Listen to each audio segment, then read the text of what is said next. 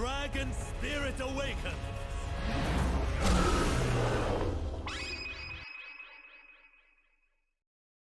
Wagwan, it feels like there's a lore tournament every week nowadays. You need to bring around 2 or 3 decks to play in one of those, or even some gauntlets, and it's important to put thought into this in order to maximize your winnings and counter or prepare for what other players are bringing.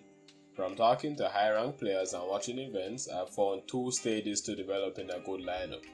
These stages are reviewing the meta and exploiting it. The main goal of reviewing the meta is to get an idea of what the strongest lists are and what counter them. By reviewing the meta, you could see the niche decks that people haven't prepared for that could hit the meta really hard. Look at recent tournaments to see who won, what they were playing, and what strategy they had in mind. Search for the huge amounts of tier lists that are being made for this game weekly. Find sites like Mobalytics to see exact statistics on win rates, play rates, and matchups. Look back at past metas to see what could make a resurgence. Ask around on things like Discord to see what other people are bringing. Now that you fully understand the meta, it's time to exploit it. For example, you have found that this meta is full of spell heavy decks and you want to counter it. Stone Suppressor wrecks spell heavy decks by default and they can fit in scouts that is already good into these. The spell heavy decks like TFs and Lee Sin can't deal with big overwhelm units, so you can choose Freljord Overwhelm. Oh, but now you realize that these decks have a glaring weakness to Ashnox.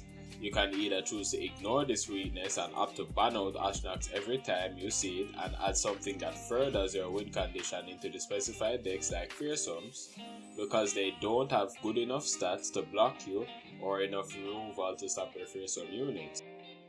Now, you should have a lineup looking something like this. You could have looked for a deck that counters Ashnox to even out the matchups like Anivia that can also beat Fizz TF but has a rough matchup in the Lee Sin. Now, to move on to text, especially on the possible Anivia list to make it more suited to what you want it to do, like running more Frostbite to get a better chance against Lee. In either direction you take this lineup, it has good decks that can net you a good amount of wins against a variety of decks that you weren't necessarily thinking of. Overwhelm Aggro and Stone Suppressor Scouts were used by a top player named Cephalopod to beat a recent 2-deck no-ban tournament named Fight Night with this thinking.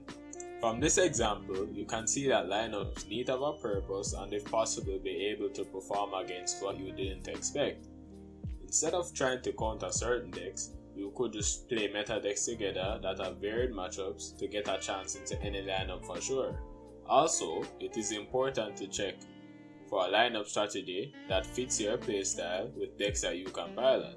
It is important to edit the decks to get the most of their strengths and leverage their weaknesses. Use the ban phase to your advantage to bolster our strategy by banning out decks that would usually be detrimental to your lineup and create it around this fact.